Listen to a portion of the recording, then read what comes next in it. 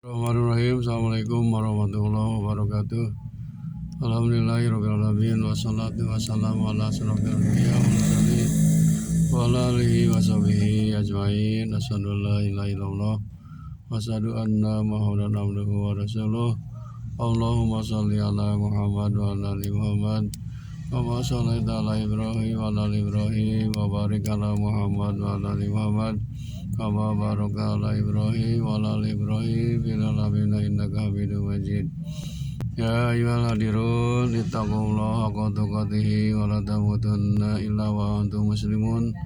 Wa qala Allah ta'ala fil Qur'anil Karim, a'udzu billahi minasyaitonir rajim. Bismillahirrahmanirrahim. Ya ayyuhalladzina amanu inna min azwajikum wa auladikum aduwwun lakum fakhdaruhum wa in ta'fu wa tasfahu wa taghfiru wa innallaha ghafurur rahim. Saudara-saudaraku yang dimuliakan Allah SWT, syukur alhamdulillah pada saat ini kita masih diberi nikmat oleh Allah SWT, nikmat yang tidak terhingga, yaitu nikmat iman, nikmat Islam, dan nikmat sehat, juga nikmat umur. Mudah-mudahan ini termasuk orang yang pandai bersyukur atas nikmat yang telah Allah berikan kepada kita. Amin ya Allah ya Rabbal Alamin.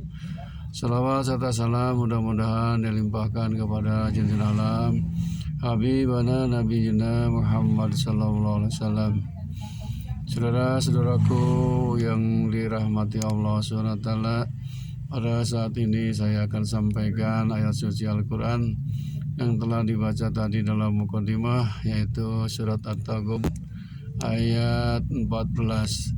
A'udzubillahi minasyaitonirrajim. Bismillahirrahmanirrahim.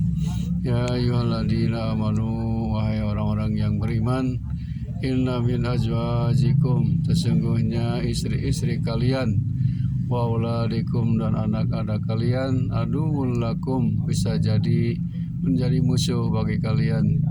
Fahdaruhum, maka berhati-hatilah.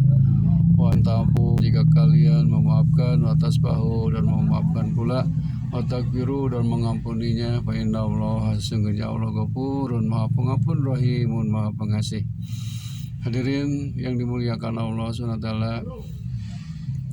ayat ini menyampaikan kepada kita sebagai hambanya bahwa kita ini harus waspada, harus teliti, dan hati-hati. Hati-hatilah terhadap kehidupan dunia ini. Hidup di dunia ini banyak ujian, banyak cobaan. Sebab Allah SWT sudah berfirman dalam surah Al-Mulk, a'udzubillahi minasyaitonirrajim. Bismillahirrahmanirrahim. Alladzi khalaqal mauta wal hayata liyabluwakum ayyukum ahsanu amala. Dialah Allah yang telah menjadikan maut atau mati dan hidup. Maksudnya Allah akan menguji kalian, siapa di antara kalian yang paling baik amalnya, amal perbuatannya.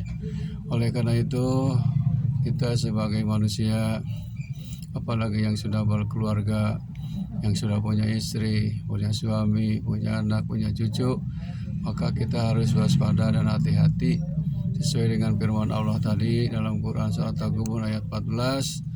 Sesungguhnya istri-istri kalian dan anak-anak kalian bisa jadi, istri itu bisa jadi penghalang, anak-anak kita bisa jadi penghalang untuk beribadah kepada Allah SWT. Contoh dalam sejarah banyak.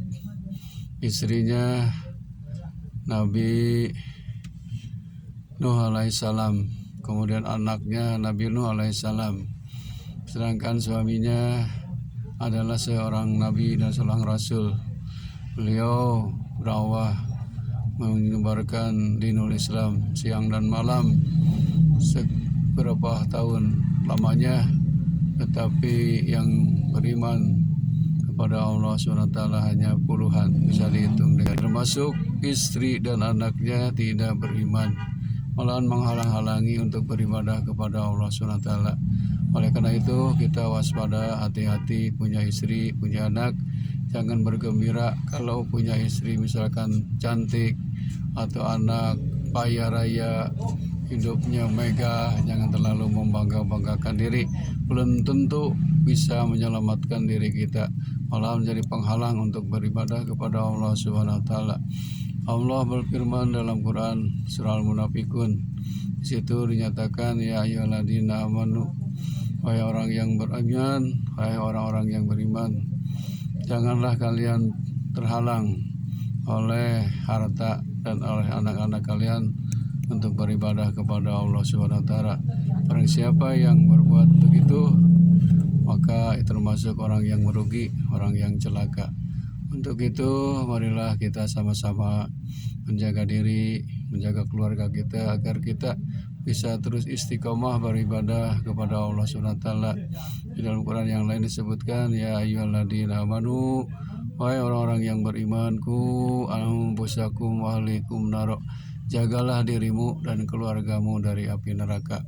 Memang ujian dari Allah Subhanahu wa taala, kita harus bisa membawa, mendidik, membina keluarga kita, baik istri maupun anak, kepada jalan yang lurus, jalan yang benar, jalan yang diridhoi oleh Allah Subhanahu wa taala. Hadirin rahimakumullah, itulah maksud ayat dari surat Taghabun ayat 14 ini, bahwa Allah Subhanahu wa taala sudah mewanti-wanti kepada kita bahwa kita harus hati-hati dan waspada dalam kehidupan dunia ini. Hati-hatilah terhadap kehidupan dunia, sebab di dunia ini tidak selamanya mulus, tidak selamanya bengkok, tidak selamanya turun, tidak selamanya naik. Hidup ini bagaikan roda, ada turun naiknya, ada grafiknya, lagi turun, lagi naik, ada lurus, ada bengkok, termasuk jalan juga ada belok kiri, belok kanan, ada lurus, ada turun, dan lain sebagainya. Itulah kehidupan dunia. Kalau kita tidak waspada, tidak teliti di dunia ini, maka kehidupan kita akan celaka. Jangan tergiur oleh kehidupan dunia, karena kehidupan dunia ini hanya sementara.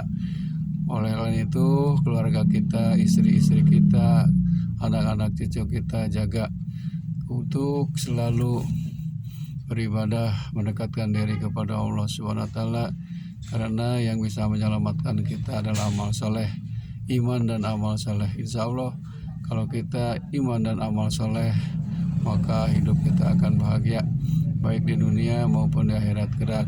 Jadi kebahagiaan itu tidak tergantung oleh harta benda yang banyak, tidak tergantung oleh kekayaan yang melimpah ruah, tapi kebahagiaan itu diukurnya dalam hati. Makanya Rasulullah SAW pernah menyatakan orang yang kaya itu adalah kaya hatinya, kaya jiwa raganya, bukan kaya harta benda saja.